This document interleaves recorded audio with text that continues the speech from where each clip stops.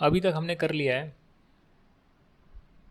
Accounting standards A3 को छोड़ के। कैश फ्लो स्टेटमेंट का अलग चैप्टर है, उसमें करा दूंगा। उसके बाद कर लिया है pre and post incorporation profit loss. फिर करा है बोनस इशू। उसके बाद किया है रिडेम्पशन ऑफ प्रेफरेंस शेयर्स। अब आखिरी चैप्टर कर रहे हैं मॉड्यूल 2 का। ये मॉड्यूल 1 था, ये मॉड्यूल 2 है, रिडेम्पशन ऑफ डिबेंचर्स। मॉड्यूल 2 का एक चैप्टर रहेगा फाइनेंशियल स्टेटमेंट्स, जो मैं आपको 3 चैप्टर के बाद कराऊंगा। मॉड्यूल 3 के 3 चैप्टर के बाद कराऊंगा, और वो है investment accounting, insurance claim and hire purchase. तो रिडेम्पशन ऑफ डिबेंचर के बाद ये 3 चैप्टर होंगे। उसके बाद फाइनेंशियल स्टेटमेंट का ऐसा बंटाधार होगा, मतलब कि बिल्कुल ट्रायल बैलेंस से कैसे बनाते हैं, balance sheet, schedules, notes to accounts, सब कुछ प्रैक्टिकली आपको शो करेंगे। पूरा कॉन्सेप्चुअल क्लैरिटी के साथ चीज़ें समझेंगे इन डेप्थ, इंडस्ट्री में जैसे होता है। और उसके बाद फिर ये वाला चैप्टर हम करेंगे, और इसके बाद डिपार्टमेंटल अकाउंट्स और आपका जो है ब्रांच अकाउंटिंग करेंगे, जिसके बाद आपका सिलेबस कंप्लीट होगा। ये सिलेबस जो है सितंबर मंथ में कंप्लीट होने वाला है, तो इसलिए आपसे रिक्वेस्ट करता हूँ कि आप जितनी चीज़ें हो गई है उसको अच्छे से पढ़ाई करें, रिवाइज़ करें, खुद से प्रैक्टिस करें, और बाकी सब्जेक्ट्स की तैयारी चालू रखें। अक्टूबर मंथ में या जिनका अप्रैल में आ रहा है, वटेवर जो भी आपका अटेम्प्ट है, 1 महीना पहले आपको पूरा अपना फ्री रखना है रिवीजन के लिए। इसमें आप सिर्फ रिवीजन करेंगे और कुछ नहीं करेंगे। आपका जो है नोट्स कॉपी रेडी होनी चाहिए, एक बार आपके सारे कॉन्सेप्ट्स हो जाने चाहिए, और इवन एक बार होने का मतलब है कि क्लास में होने के अलावा एक बार आपने खुद से भी पढ़कर देख लिया हो। फिर जो है आप सिर्फ रिवीजन पर फोकस करेंगे।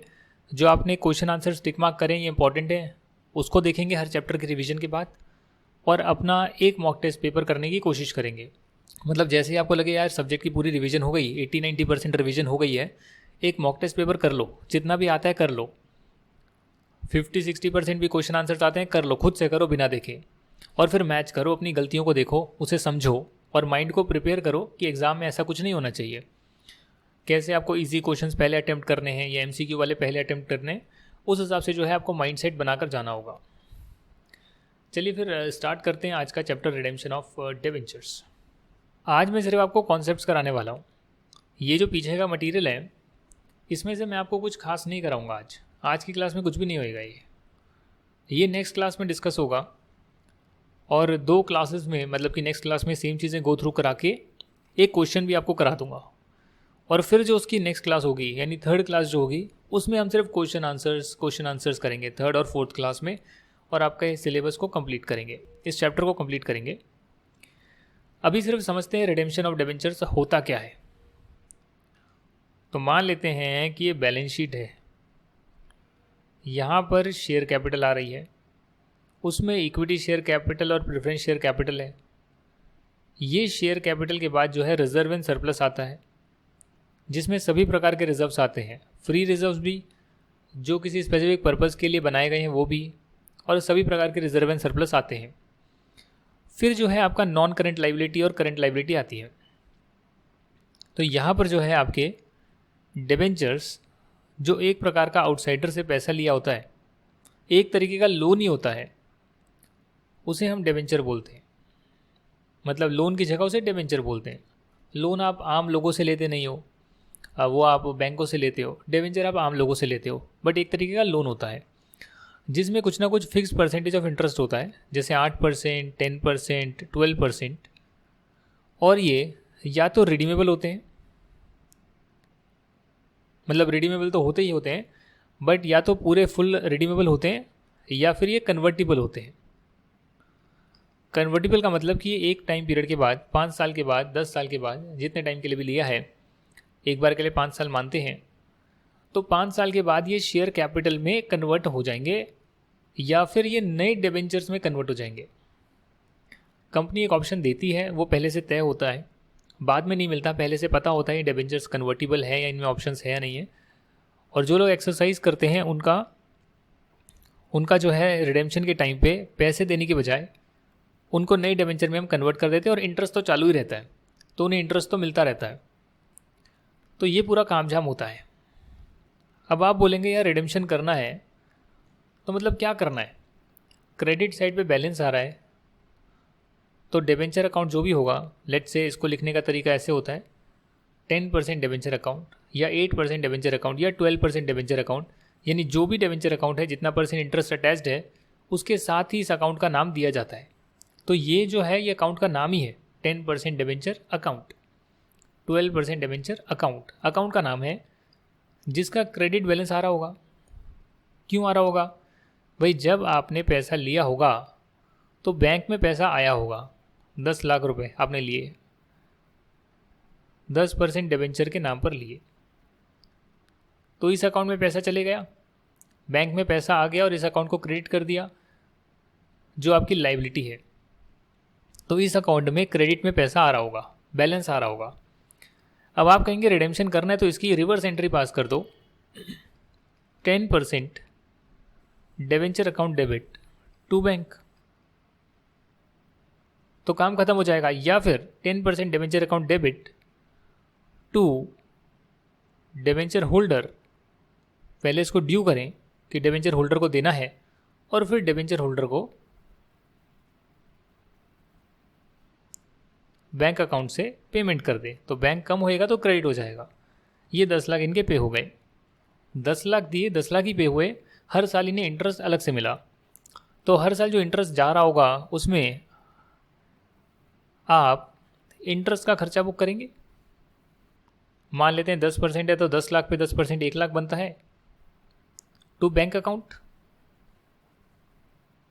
हर साल इंटरेस्ट का खर्चा बुक करेंगे। भैया ये एंट्री तो आप एंड में कर रहे हैं ना, रिडेम्पशन के टाइम 5 साल पूरे हो गए, पैसा वापस करना है तब कर रहे हैं, बट हर साल आप इंटरेस्ट की एंट्री तो पास करेंगे ही, interest account debit to bank account, और फिर फाइनली जो इंटरेस्ट का खर्चा है ये पीएनएल अकाउंट में चले जाएगा।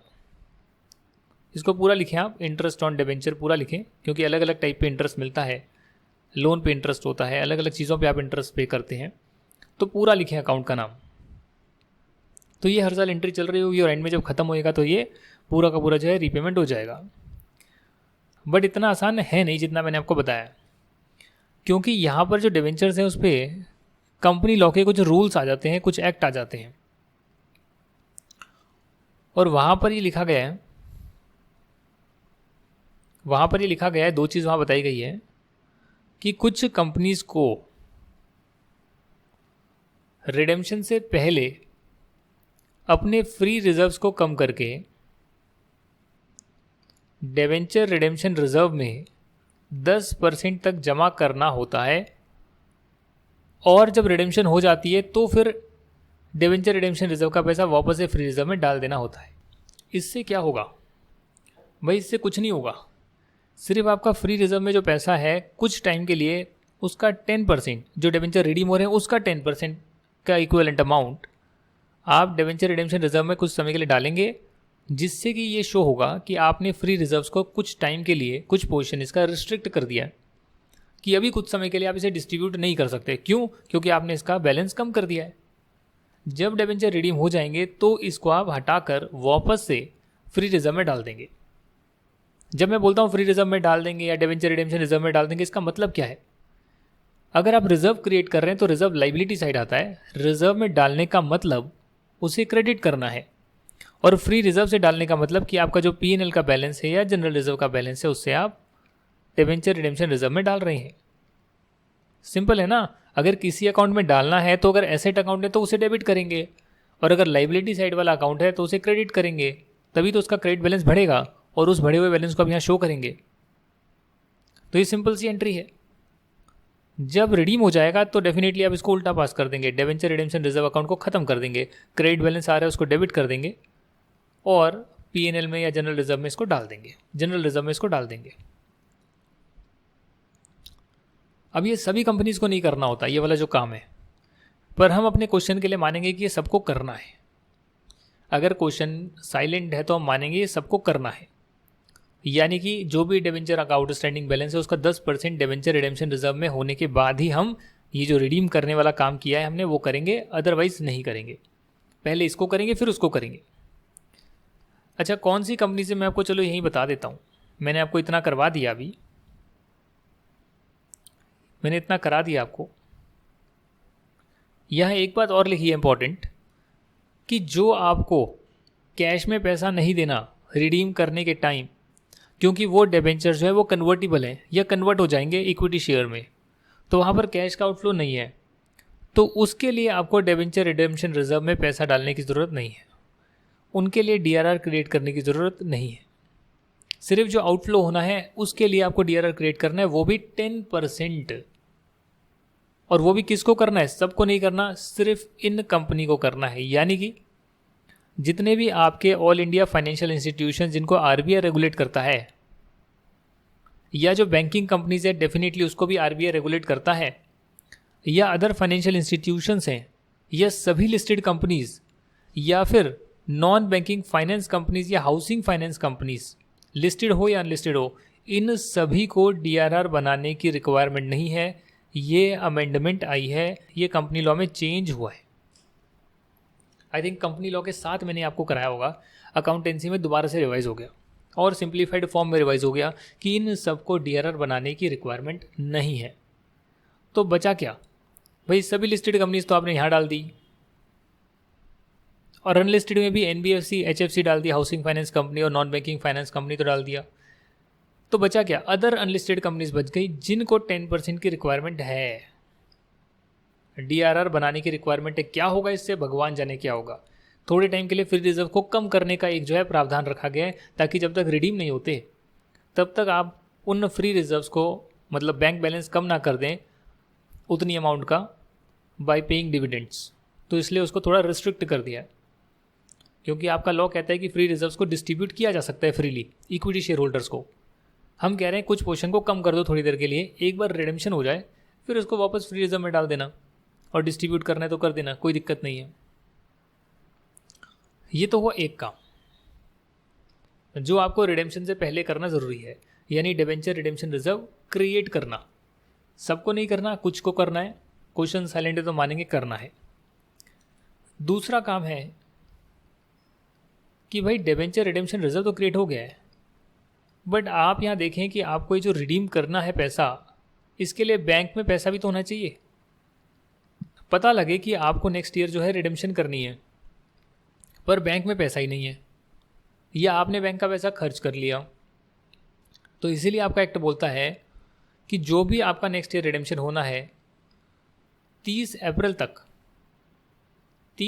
जैसे इस साल स्टार्ट हो उसके 30 अप्रैल तक जो भी रिडेम्पशन होना है उसका 15% अमाउंट बैंक अकाउंट से निकाल कर किसी सिक्योरिटी में डाल दो, जो सिक्योर्ड सिक्योरिटी है, गवर्नमेंट सिक्योरिटी टाइप है, गवर्नमेंट की सिक्योरिटी है, उसमें डाल दो।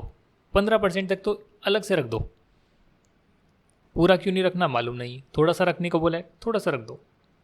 रिक्वायरमेंट डाली है कि सिर्फ आप यहाँ पर डीआरआर क्रिएट करके रिस्ट्रिक्शन मत लगाएं, बैंक अकाउंट से भी कुछ पोर्शन जो है एक स्पेसिफिक इन्वेस्टमेंट में डालें, और रिडेम्पशन हो, जब पैसा देने की बारी आए डिबेंचर होल्डर्स को, तो फिर इस इन्वेस्टमेंट को बेचकर वापस से बैंक को अपना बढ़ा लें और अल्टीमेटली जो है डिबेंचर होल्डर्स को पेमेंट कर दें। यानी कि एक तो डिबेंचर रिडेम्पशन रिजर्व क्रिएट करने की ज़रूरत है,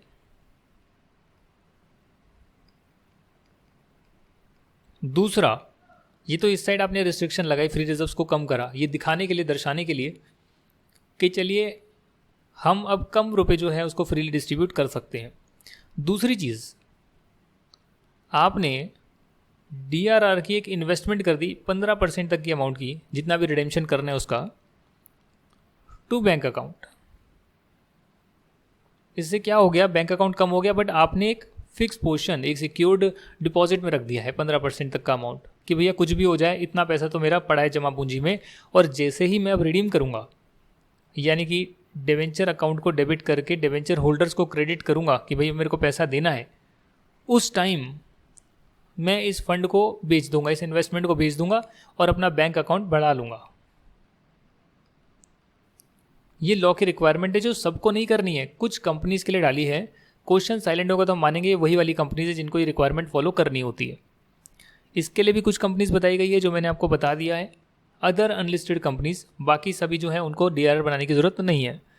दूसरी बात, जो ये 15% तक की अमाउंट रखनी है एक इन्वेस्टमेंट में थोड़े टाइम के लिए, रिडेम्पशन होने से पहले इसको भेज देना है, वो भी सबको नहीं करनी है। वो करनी है सभी अनलिस्टेड कंपनीज को, other than NBFC and HFC, other than non banking finance companies, other than housing finance companies. जो भी अनलिस्टेड कंपनीज है उन पर ये रिक्वायरमेंट लगी है 15% वाली। तो 10% अलग है रिजर्व साइड वाला और इन्वेस्टमेंट साइड वाला अलग है। जितनी भी आपकी लिस्टेड कंपनीज हैं उन्हें भी NBFC HFC को इंक्लूड करके, बट जो फाइनेंशियल इंस्टीट्यूशंस है उनको छोड़कर, बैंकिंग कंपनीज फाइनेंशियल इंस्टीट्यूशंस को छोड़कर जो बाकी सभी लिस्टेड कंपनीज हैं और जो अनलिस्टेड कंपनीज है अदर देन NBFC HFC, इन सभी को ये 15% वाली रिक्वायरमेंट फॉलो करनी है। और कहाँ कहाँ पे इन्हें पैसा डालना है भाई? या तो ये शेड्यूल्ड बैंक में डाल दें जो बिल्कुल सिक्योर्ड है, डिपॉजिट करा दें, FD करा दें थोड़े टाइम के लिए, जिस पे कोई भी चार्ज ना क्रिएटेड हो। आपने कंपनी लॉ में पढ़ा होगा चार्ज कैसे क्रिएट करते हैं। भैया इस पर कोई चार्ज क्रिएट नहीं होना चाहिए, ये बिल्कुल फ्री होना चाहिए जिसे आप कभी भी यूज़ कर सकें। या फिर सेंट्रल गवर्नमेंट या स्टेट गवर्नमेंट की कोई अनएनकम्बर्ड सिक्योरिटीज़, अगेन वही फ्री फ्रॉम एनी चार्ज इसका मतलब होता है। या फिर कोई बॉन्ड या सिक्योरिटीज़ उन कंपनीज़ की जो इंडियन ट्रस्ट एक्ट में डिफाइंड है। तो यानी कि बहुत ही ज़्यादा सिक्योर्ड जगह पर आपको ये 15% की अमाउंट डालनी है जिसे आप बाद में यूज़ कर पाएंगे। और सबको नहीं डालनी, इन लोगों को डालनी है। जो याद करने की मेरे हिसाब से इतनी कुछ खास रिक्वायरमेंट है नहीं, क्योंकि हम अपने क्वेश्चंस में यही मानेंगे कि भैया देखो ये रिक्वायरमेंट फॉलो करनी ज़रूरी है, हम यही मानेंगे। और आपकी पूरी बुक में ये मानकर क्वेश्चन करे हुए हैं कि DRR भी लगाने की ज़रूरत है, बनाने की ज़रूरत है, साथ में ये 15% का अमाउंट डालने की भी ज़रूरत है। और मैंने यहाँ लिखवा दिया, अगर क्वेश्चन साइलेंट है तो आप एज्यूम करेंगे कि आपको करना है काम। ठीक है जी। तो ये आपका जो है डिबेंचर का रिडेम्पशन का चैप्टर हो गया है। मतलब ऐसे ही रिडीम करना होता है। ये जो रिक्वायरमेंट है कंपनी लॉ की वो मैंने आपको बता दी है, जिसको याद ज़्यादा कुछ करने की ज़रूरत नहीं है, फिर भी ये पोर्शन याद कर लेना और बस, और कोई दिक्कत नहीं है। यहाँ पर एंट्री पास करके दिखाया हुआ है जो मैं आपको ऑलरेडी करा चुका हूँ कि जब आप डिबेंचर रिडेम्पशन रिजर्व क्रिएट करेंगे रिडीम करने से पहले, तो आप P&L को कम कर कर कुछ ना कुछ पोर्शन DRR में डाल देंगे जो सिर्फ 10% तक का अमाउंट होगा, पूरा नहीं डालना।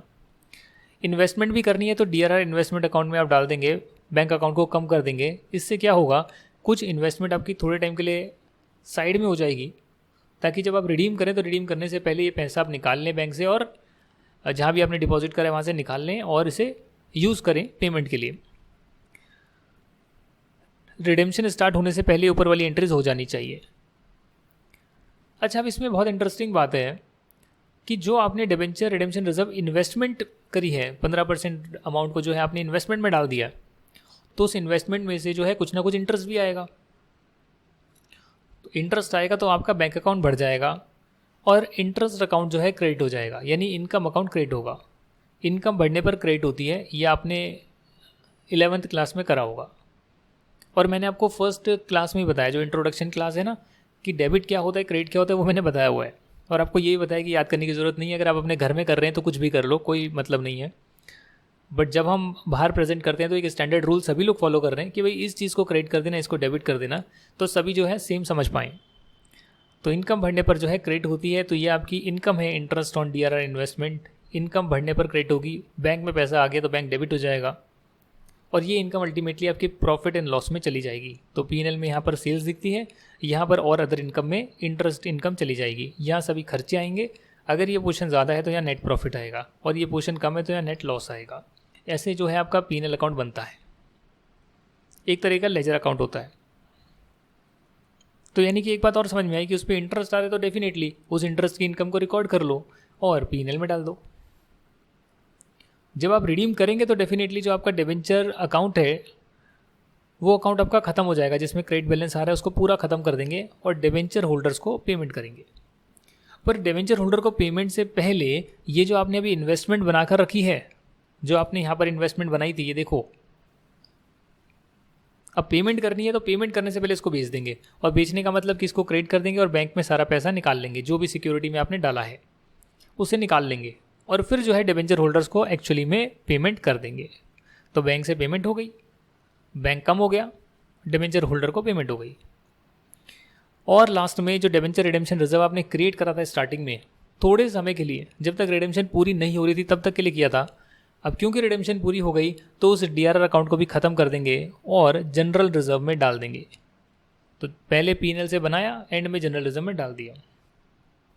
और पीएनएल में बैलेंस नहीं है तो जनरल रिजर्व से भी आप इसे क्रिएट कर सकते हैं, general reserve debit to DRR, मतलब फ्री रिजर्व को कम करना है अल्टीमेटली। और फ्री रिजर्व में पीएनएल और जनरल रिजर्व तो आते ही है, और बाकी अगर क्वेश्चन में गिवन होगा तो बाकी रिजर्व भी आ सकते हैं, अगर क्वेश्चन में गिवन है तो, कि भैया इसमें फ्री पोर्शन इतना है। तो यहाँ तक की तो बात समझ में आ गई, कहानी समझ में आ गई है। एक और चीज़ को समझते हैं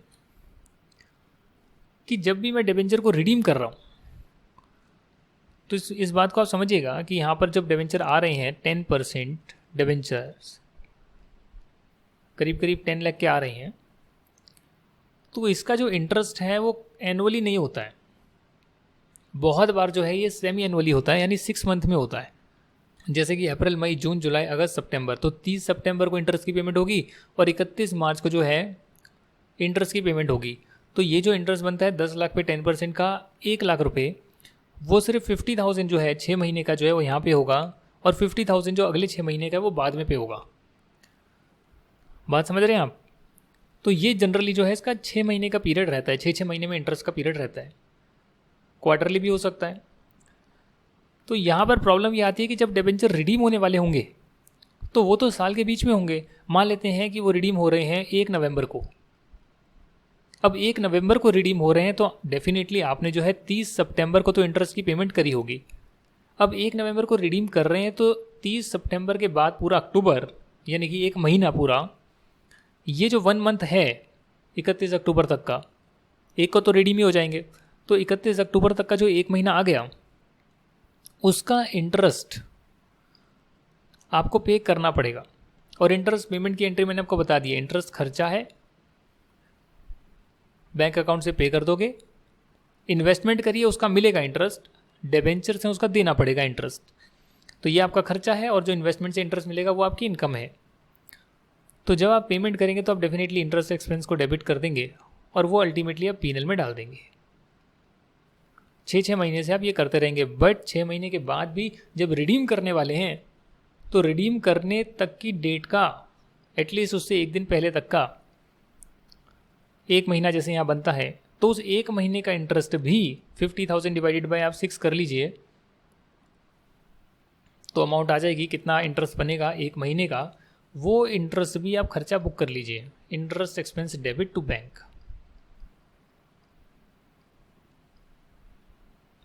हाँ, और डेफिनेटली जो आप खरीद रहे हैं, जो आप रीपेमेंट कर रहे हैं, वो तो रीपेमेंट आप कर ही लीजिए, उसमें तो कोई नुकसान नहीं है, ठीक है ना, वो तो आप कर ही सकते हैं। अब इसमें जो आखिरी बात है, आखिरी इसमें 2 बातें और रह गई है इस पूरे चैप्टर में। मुझे लगता है कि वो बताना चाहिए नहीं बताना चाहिए, बट एक बात तो मुझे बतानी पड़ेगी, उसके बिना जो है मैं आपको क्वेश्चन आंसर्स नहीं करा सकता। लास्ट वाली बात आपको बाद में बताऊंगा तो चलेगा, बट एक बात आपको और बतानी पड़ेगी कि ये जो मैंने आपको पूरा रिडेम्पशन का तरीका बताया है कि भैया यहाँ पर जो है डिबेंचर में पैसा आ रहा है, डिबेंचर अकाउंट में पैसा आ रहा है, उसको आप इकट्ठे जो है आप रीपेमेंट कर रहे हैं, तो ये तो एक मेथड है। दूसरा तरीका ये होता है कि डिबेंचर होल्डर को देने के बजाय अगर आपके डिबेंचर स्टॉक मार्केट में ट्रेड कर रही हैं, यानी उसको आप खरीद सकते हैं, बेच सकते हैं, आप खुद भी कर सकते हैं ट्रेडिंग, तो दूसरा मेथड रिडेम्पशन का होता है कि यहाँ पर आपके 10% के डिबेंचर्स आ रहे हैं 10 लाख के, आप सोच रहे हैं कि भाई मैं 2 लाख रुपए रिडीम कर लेता हूँ, तो 2 लाख की रिडेम्पशन आप अपने खुद के डिबेंचर परचेज करके उसे कैंसिल कर देते हैं। यानी ओपन मार्केट से आप 2 लाख के डिबेंचर खरीदेंगे तो आपका बैंक अकाउंट कम हो जाएगा और आप इसे ओन डिबेंचर अकाउंट में डाल देंगे, उसके बाद आप इन दोनों को कैंसिल कर देंगे। कैसे करेंगे मैं आपको बताता हूँ पूरी तरह से कि भैया आपके 10 लाख के डिबेंचर चल रहे हैं, यानी एक डिबेंचर का जो प्राइस है हमें पता नहीं कितना फेस वैल्यू है, मान लेते हैं 100 रुपये है, तो इसका मतलब हो गया 10,000 डिबेंचर्स जो हैं आपके ट्रेड हो रही हैं डिबेंचर्स भी ट्रेड होते हैं, खरीदे जा सकते हैं ओपन मार्केट में। आपको इसमें से 2000 डिबेंचर जो है रिडीम करने हैं। 2000 debentures you want to redeem. Redeem करने का मतलब है कि या तो आप 2000 वालों को डायरेक्टली रीपेमेंट कर दीजिए, डिबेंचर कम कर दीजिए, बैंक अकाउंट कम कर दीजिए, पेमेंट कर दीजिए। दूसरा एक तरीका दे रखा होता है पेपर में, कहते हैं कि आप अपने खुद के डिबेंचर ही 2000 परचेज कर लीजिए और बाद में बैलेंस शीट में उसे कैंसिल कर दीजिएगा, एक एंट्री पास करके अपने एसेट और लाइबिलिटी को कम कर दीजिएगा। तो अब ये जो 2000 डिबेंचर आप खरीदने जाएंगे मार्केट में, तो मार्केट में ना 100 रुपये का प्राइस नहीं होगा। मार्केट में प्राइस चल रहा होगा 98, 101, 95, कुछ भी चल रहा होगा। मार्केट में अलग प्राइस होगा जी, ट्रेडिंग का प्राइस अलग होता है स्टॉक मार्केट का। वैसे डिबेंचर भी ट्रेड होते हैं, तो क्योंकि ये उतना फ्लक्चुएट नहीं करते, क्योंकि इसमें रिस्क कम होता है और कंपनी की वैल्यू से ड्राइव नहीं होती इनकी वैल्यू, जो शेयर होल्डर के लिए जो केस होता है वो इस पर अप्लाई नहीं होता, बट फिर भी थोड़ा कम ज़्यादा होता है। ठीक है ना, प्राइस जो है वॉलेटाइल होता है, थोड़ा कम ज़्यादा होता है। और ये जो प्राइस भी है वो भी कम इंटरेस्ट या एक्स इंटरेस्ट प्राइस होता है। मतलब प्राइस के अमाउंट में इंटरेस्ट इंक्लूडेड है। जिस भी पॉइंट पर आप खरीद रहे हैं उतने पोर्शन का, उतनी पीरियड का इंटरेस्ट इंक्लूड कर कर जो ये प्राइस निकली है, या फिर इंटरेस्ट आपको अलग से मिलेगा और ये प्राइस में इंटरेस्ट इंक्लूडेड नहीं है। तो ये दो तरीके की प्राइस आपको दे रखी होती है। कम इंटरेस्ट यानी इंक्लूडिंग इंटरेस्ट, और एक्स इंटरेस्ट यानी एक्सक्लूडिंग इंटरेस्ट। मतलब अगर 98 रुपीज़ की प्राइस दे रखी है और नीचे और ब्रैकेट में लिखा है कम इंटरेस्ट, और आप 2000 के डिबेंचर्स खरीद रहे हैं, तो आप 2000 मल्टीप्लाई बाय 98 तो करेंगे। 1,96,000 रुपीज़ जो है उसका मैंने खरीदा, बट आप इसमें साथ में ये बोलेंगे कि 2000 जो मैंने डिबेंचर खरीदे उसका इंटरेस्ट का पोर्शन भी इसमें इंक्लूडेड है। तो उसका कितना पोर्शन बनता है आपको देखना पड़ेगा कि भैया 2000 रुपये पर मल्टीप्लाई बाय 100 की फेस वैल्यू है अगर इसकी, तो 2 लाख रुपये है। इस पर 10% का जो है मुझे इंटरेस्ट बनता है, बट ये पूरे साल का है, तो एक महीने का कितना होगा 1666.7। तो 16667 जो है इंटरेस्ट का पोर्शन इसमें इंक्लूडेड है। तो आपको देखना पड़ेगा ये इंटरेस्ट है और विदाउट इंटरेस्ट कितना पोर्शन आ रहा है। तो विदाउट इंटरेस्ट जो पोर्शन आ रहा है वो एक्चुअली में डिबेंचर की प्राइस जो आपने पे करी है, ये आपको देखनी पड़ेगी। और उसके बाद फिर आप कैंसिल कर देंगे। जैसे इस केस में 1,96,000 आप यहाँ पर माइनस करिएगा, तो करीब आ गया 1,94,333। तो यानी कि आपने खुद के डिबेंचर्स जो हैं 2000 डिबेंचर्स खरीदे और डिबेंचर्स की जो प्राइस पे करी, बाकी तो इंटरेस्ट तो उसमें इंक्लूडेड था उस प्राइस में जो आपने अलग कर लिया। जो सिर्फ डिबेंचर्स के लिए आपने दिया, डिबेंचर्स के लिए जो आपने पेमेंट करी वो इतनी थी। अब जब डिबेंचर्स को कैंसिल करेंगे, सोच के देखिए, आपकी लाइबिलिटी साइड पे भी डिबेंचर आ रहे हैं 10% के, 10 लाख के डिबेंचर्स आ रहे हैं 10,000। ये आपने परचेज कर लिया। इसकी एंट्री बहुत सिंपल सी होगी, आपने बैंक अकाउंट जो है उसे क्रेडिट करा। कितने से करेंगे आप, यहाँ पर 1,96,000 से आप क्रेडिट करेंगे। ओन डिबेंचर अकाउंट को आप डेबिट करेंगे। ये आपका एसेट हो गया, आपने खुद के डिबेंचर खरीद लिए और कुछ आपने इंटरेस्ट पोर्शन भी पे करा है। तो ये आपका आ गया। ऐसे कर कर आपकी कुछ एंट्री हो गई। ओन डिबेंचर में पैसा आ गया यहाँ पे। अब ये अल्टीमेटली ऐसा तो हो नहीं सकता खुद को ही आप डिबेंचर इशू करें और उसको आप आराम से कैरी करते रहे, भाई मेरा लाइबिलिटी भी बढ़ गया, मेरा एसेट भी बढ़ गया। जी नहीं, ये आपने परचेज कर लिया, अब इसको बस आप तुरंत कैंसिल कर देंगे। आप इस अकाउंट को जो है ओन डिबेंचर अकाउंट को आप क्रिएट कर देंगे। 1,94,333 जो डिबेंचर अकाउंट है उसे आप डेबिट कर देंगे। बट क्योंकि ये ओन डिबेंचर इतने रुपए के तो हैं, बट एक्चुअली में 2000 डिबेंचर्स हैं ये, तो 2000 की जो फेस वैल्यू होगी, जो 2 लाख रुपीज़ आएगी, उसको आप डेबिट कर देंगे, इस बैलेंस को कम कर देंगे। यहाँ पर अब 8 लाख रुपए ही बचेंगे। तो आप कहीं ना कहीं देख सकते हैं कि 2 लाख रुपए की चीज़ अगर आपको इतने में मिल गई, तो कहीं ना कहीं आपको प्रॉफिट हो गया ऑन कैंसलेशन, क्योंकि ओपन मार्केट में ख़रीदने से आपको सस्ते में मिल गया। तो ये जो बैलेंस है ये आपका प्रॉफिट आ जाएगा। -194 इसको कॉपी में नहीं लिखना है जो मैं करवा रहा हूँ, बिल्कुल नहीं लिखना है आपको। बस ऐसे ही समझने के लिए जो है एक लास्ट कॉन्सेप्ट करा दिया ताकि आपका पूरा ही चैप्टर कंप्लीट हो जाए। अगर ये कॉन्सेप्ट में छुड़वा देता तो डेफिनेटली नेक्स्ट क्लास में मैं आपको क्वेश्चंस नहीं करा पाता कि भैया कैसे कंपनी खुद के डिबेंचर ही परचेज कर सकती है, जिसमें जो प्राइस होगी वो एक्स इंटरेस्ट या कम इंटरेस्ट दोनों हो सकती है। और अगर इंटरेस्ट इंक्लूडेड है तो हमें इंटरेस्ट का पोर्शन अलग से निकालना होगा जो कि इंटरेस्ट अकाउंट में जाएगा और बाकी डिबेंचर्स में जाएगा, राइट। और ये बहुत सिंपल सा है, जब हम क्वेश्चन आंसर्स करेंगे तो आपको पता लगेगा अच्छा ये तो बहुत सिंपल है, कुछ नहीं करना, खुद के डिबेंचर परचेज करे, बाद में कैंसिल कर दिया। और कैंसिल करने का मतलब सोचेंगे पता नहीं क्या करना है क्या करना है, अरे भैया डेबिट बैलेंस है, कैंसिल करना है तो उसे क्रेडिट कर दो, क्रेडिट में जो बैलेंस आ रहा है उसे कैंसिल करना है तो डेबिट कर दो, सिंपल है। मैंने इतनी बार आपको बताया ट्रांसफ़र करने का मतलब क्या होता है, ये कैंसिल करने का मतलब क्या होता है, कैपिटलाइजेशन का मतलब क्या होता है। इतनी छोटी छोटी चीज़ है कि आप एंट्री में गुम हो जाते हैं। एंट्री कुछ नहीं है यार, अगर डेबिट बैलेंस आ रहा है और कम करना है तो आपको पता है कि उसको अगर क्रेडिट करेंगे तो बैलेंस कम हो जाएगा, और जिसका क्रेडिट बैलेंस आ रहा है उसको अगर डेबिट करेंगे तो उसका बैलेंस कम हो जाएगा। ये बहुत सिंपल सी चीज़ है, 12वीं का बच्चा भी समझ सकता है, तो इसमें तो कुछ नई चीज़ है नहीं। तो ये सारे के सारे जो हैं आपके डिबेंचर के कॉन्सेप्ट होते हैं रिडेम्पशन के। यही चीज़ मैंने जो है यहाँ पर लिखी हुई है, आप यहाँ देख सकते हैं कि आप यहाँ पर जो है ओन डिबेंचर परचेज कर रहे हैं, उसमें कुछ इंटरेस्ट का पोर्शन भी आपने पे कर दिया है। मतलब आप इंटरेस्ट का पोर्शन क्यों पे कर रहे हैं, सोचने वाली बात है। अब कई लोग पूछेंगे कंपनी हमें इंटरेस्ट देगी ना सर, हम क्यों पे करेंगे इंटरेस्ट अगर हम अपने डिबेंचर ले रहे हैं तो।